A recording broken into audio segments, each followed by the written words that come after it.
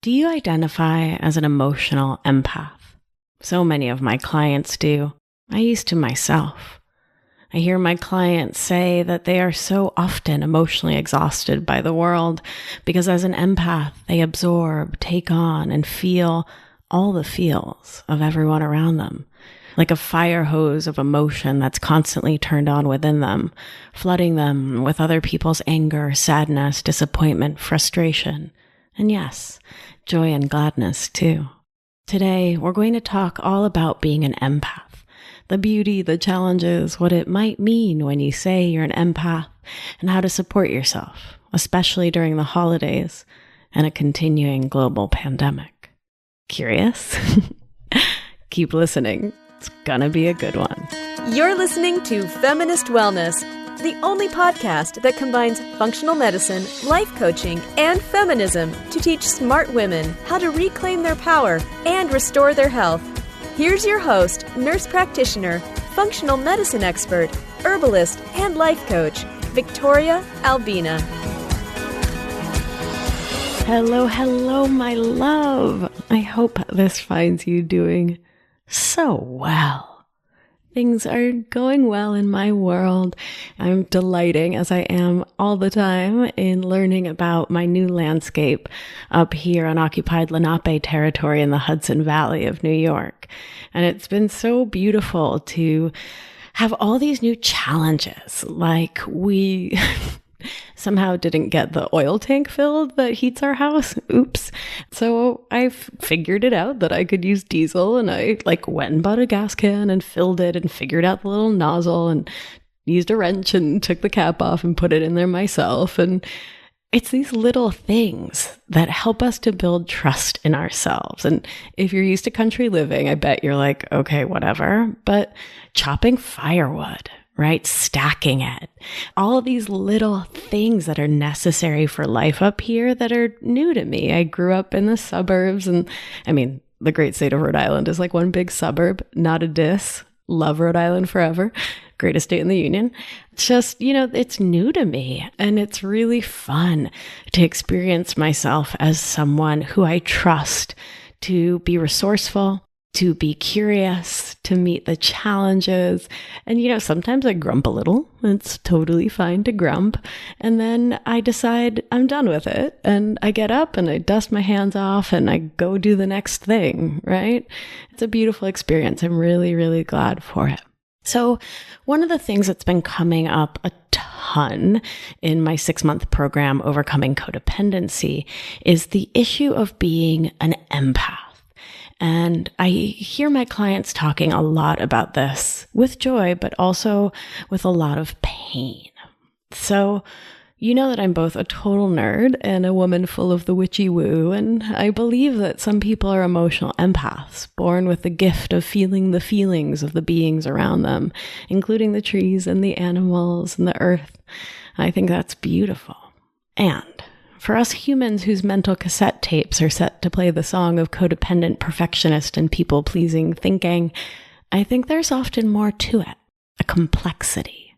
And I love to break it down and take a deeper look at our lives and the stories we tell about them, so we can decide with full intention, attention, consciousness, thoughtfully, if we want to keep those old stories, or if we want to shift them towards living into a brighter tomorrow.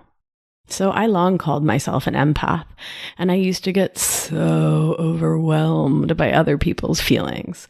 When I perceived that something was wrong, that someone was upset, I made it about me.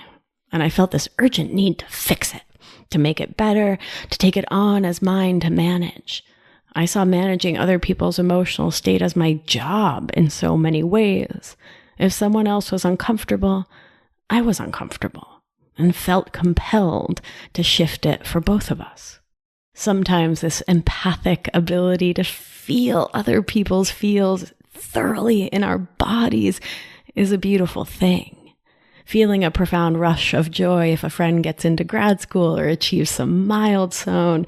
Or I remember this one, if I gave someone a present and they loved it.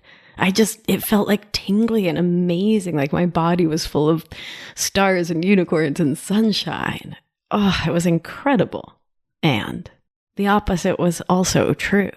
If someone was upset, I either swooped in to try to make it better, which we talked about back in episode 71 about being the fixer in other people's lives, or I took their upset on and made it about me and how I was to blame. They were likely upset because of some obvious shortcoming of mine. Clearly, my thought pattern went, I have done something wrong and need to insert myself to make sure that their upset is soothed, at the least to make sure it isn't about me. So in my experience and what I see in my clients, the experience of being an empath is often a combination of actually feeling the feelings of other beings and projecting our own internal landscape, our internal ecosystem onto others. And paired with people-pleasing and codependent habits, this can lead us to make things about ourselves as a false narrative that says doing so will keep us safe in the world, and that if people aren't mad at us or don't validate us, we're in danger. It's our job to step in to make sure that all things are copacetic for everyone, always.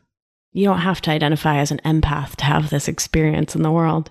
Most folks with codependent internal narratives have it, because the core of codependent thinking is that we are responsible for other people's feelings, their mood, their enjoyment, their sorrow, their dinner. And if they aren't happy, we've done something wrong. Part of the reason for this is biological, and so, nerd alert. We have these fantastic things in our brains called neurons, and we have about 100 billion of them, all connected to and communicating with one another.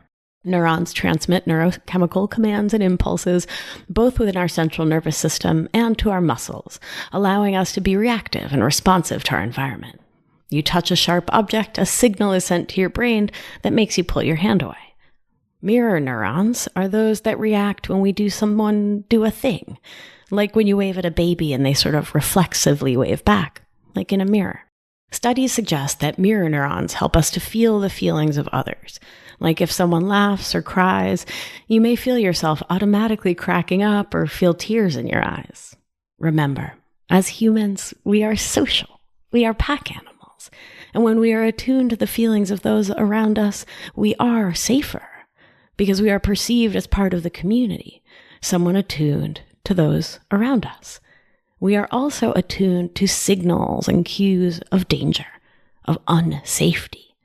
We've talked about this in terms of our autonomic nervous system as well as in our conversations about polyvagal theory. When you see someone smiling sincerely, you feel safer, more social, ready to engage as your ventral vagal system comes online and says, this is a safe human. This is a safe mammal. It's okay to connect here. So, it's natural and normal and human to be in touch with the feelings of those around us. And yes, once again, that can be an absolutely delightful, gorgeous thing when it allows you to feel other people's joy, when it allows you to connect in with how someone else's emotions touch a tenderness inside you. And when you can use what you learn from feeling other people's emotions to spark and further your own emotional growth. And finally, when you can feel those emotions coming towards you and can put up your own most loving boundaries to say, this is where I start and you stop. I will not allow your emotions to negatively impact mine.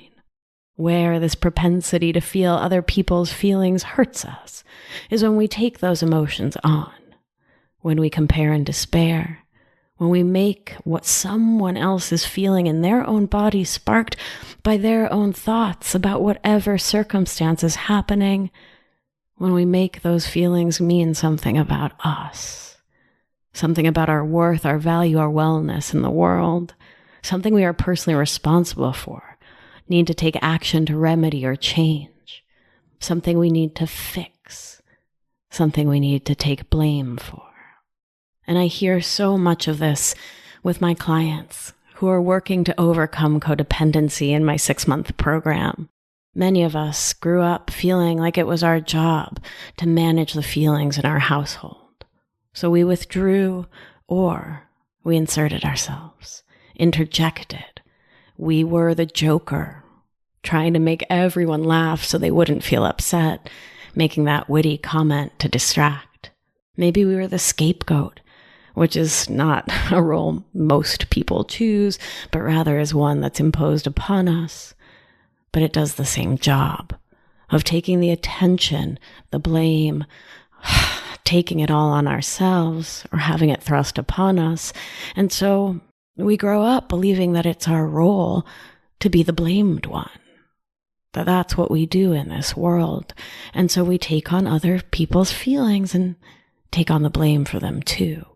Predominantly what I see in my clients working with their codependency is this story. I am an empath, and thus I take on everyone else's feelings, not just feeling them and knowing that's yours and this is mine. In interdependence, we believe that we are autonomous humans, individuals that make up part of this beautiful collective, the communities we call home. And yes, we take care of one another, and we do so interdependently without losing our sense of self by taking on someone else's feelings. And this is where the need for healthy boundaries come in, both energetic boundaries and spoken boundaries. So we can get clear on where we stop and someone else starts, so we aren't taking on other people's feelings and energies as our own. Because if you listen to this show each week, you likely identify with having codependent, perfectionist, and people-pleasing habits. And for us, it's not just about feeling what others are feeling. It becomes about taking it on, blaming ourselves, reacting with anger, resentment, disappointment, or fear, and hurting our own tender hearts in the process. And my darling, let's get practical. Your girl's a nurse after all. You know I love to get practical. In any given day, we each only have so much emotional energy. And when you're busy feeling everyone else's energies and are allowing them to impact you, oh, my love, you're likely not taking care of yourself because you're so busy managing all the incoming energy, sorting through it, responding to it, reacting to it. Where's your energy for you? Where's your energy for your own life? So often, back in my days practicing functional medicine, I saw this overlap of those who called themselves empath. Quite frequently, those socialized as women because we're taught to take on the world, that the household, the family, the world is our responsibility. And I saw this really strong correlation between identifying as an empath, saying yes in the affirmative, I take on other people's emotions, and exhaustion, chronic GI symptoms, most certainly insomnia, depression, anxiety, and adrenal concerns. I am also, as you know, my nerds, trained in epidemiology, and this isn't based in zero studies of my own, but rather my experience in the clinic for so many years, seeing this pattern over and over and over again. And I would posit this is why managing our minds, learning to be really masterful at thought work is a vital part of our mental, physical, spiritual, and emotional wellness. Yes, I think it's vital to do all the lab work, to do all the therapy, to really dive deep. And so often in clinic and in my own life, one of the deepest root causes of so much suffering was not having these clear emotional boundaries and not knowing how to stay on our own side of the street. So my beauties, let's do what nerds do and let's talk remedies. I love talking remedies. The reason I love life coaching is because it's so action-oriented in so many ways. We feel all of our feels, recognize the thoughts creating those feelings, and work to take aligned action to improve our lives. So let's dive in. But first, will be no surprise if you are a frequent listener, awareness. I want to invite you to be thoughtful, mindful, aware of that compulsion within you to swoop in to be the fixer. I'll invite you to ask yourself, what is your mind trying to prove? Is it that you're worthy of love and care because you care for others over yourself? Ask yourself with love and kindness what you seek to gain from letting other people's energy into your body. Step 2 is acceptance.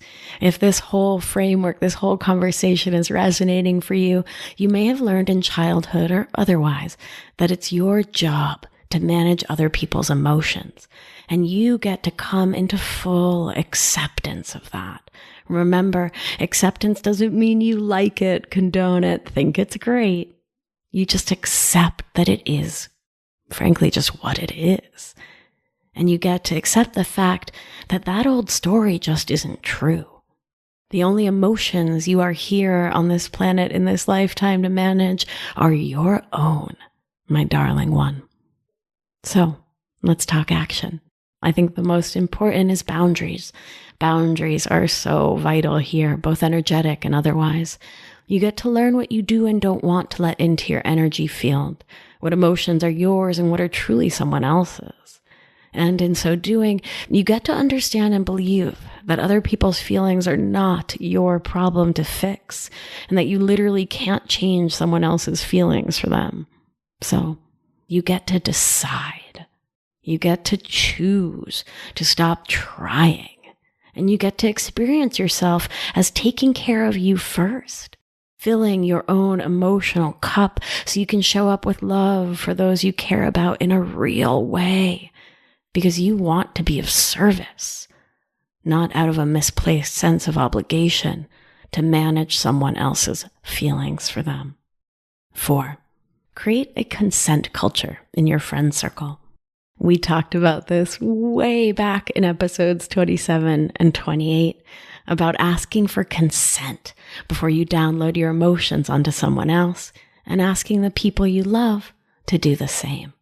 Consent is such a key feminist concept, and we get to do this in our conversations as well as elsewhere in our lives. And my beauty, you get to do this too. To create a culture of emotional consent for talking about emotions, big and small. And I get it. It can feel like a big deal to ask those you love to check in before telling you their heaviness. And that feeling comes from thoughts like, it's not okay to say no when someone else wants to share, or, well, I don't want to hurt her feelings by telling her I'm really exhausted, or I have no bandwidth, or I just don't want to hear it. And the truth is that it's not only totally okay, it's healthy, vital, and protects your energy and the relationship to do so. Some simple language I recommend and use with my friends is, can you check in with me before you tell me what's up for you around XYZ challenging thing? I want to make sure I have the bandwidth to support you and me in this conversation. That action is possible when your thought is, I get to, and I deserve to manage my own inner ecosystem however I want to. And the people I love get to respect that or not. And that creates the feeling, as I say that, the feeling in me, let me check in.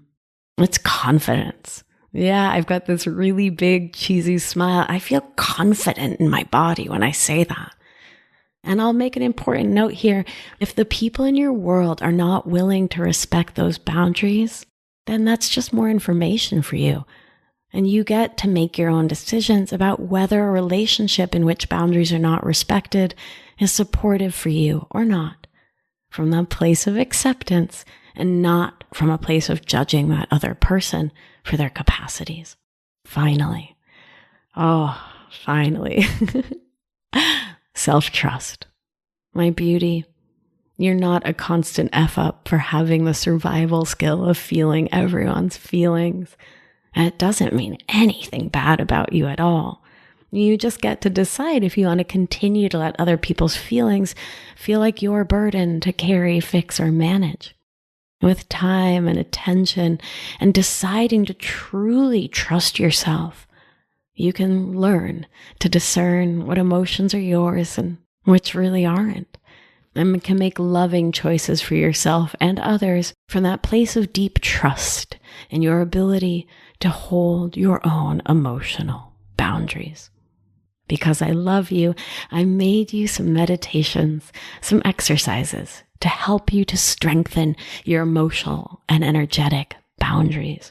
Head on over to victoriaalbina.com/empath, EMPATH, to download those meditations. And if you're looking for more support and guidance to truly understand where you stop and others begin, to break free from those codependent and people-pleasing habits of taking other people's emotional state on as your own, you're going to want to check out my 6-month program, Overcoming Codependency, where you'll learn to be a thought work champion so you can get clear on your own thoughts and feelings and what they're creating for you. So you can feel at peace within yourself, no matter who's angry or grumpy around you. So you can take action on your dreams without worrying what other people will think of them.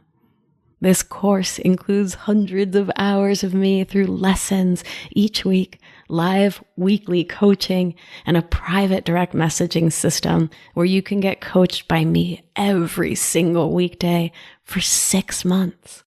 All within the loving container of a small community of humans dedicated to overcoming the painful lessons of codependent thinking, so we can drop the anxiety, the stress, and the painfully lousy boundaries, and can learn to stand strong in our power, to really deeply feel our feelings, and to process them through our bodies, so we can live in our wildest self-acceptance and joy. The course starts up again in February 2021 and is filling up fast. You're not going to want to miss your chance to start the new year off right, instead of just making a bunch of New Year's resolutions that most of us don't carry through on and then beating yourself up for later. Instead, you can make the choice to invest in you with an expert, dedicated guide so you can really make your life the one you most want to live. Check it out now, victoriaalbina.com/masterclass. Thank you for joining me, my love. It is always a delight to talk with you about these issues and how we can live our lives in ways that feed us instead of drain us. All right, let's do what we do. Nice, gentle hand on your heart. Nice, slow, deep breath in and out. Remember, you are safe, you are held, you are loved. And when one of us heals, we help heal the world. Be well, my darling. I'll talk to you soon. If you've been enjoying the show and learning a ton, it's time to apply it with my expert guidance so you can live life with intention without the anxiety, overwhelm, and resentment, so you can get unstuck. You're not going to want to miss the opportunity to join my exclusive intimate group coaching program. So head on over to victoriaalbina.com/masterclass to grab your seat now. See you there. It's going to be a good one.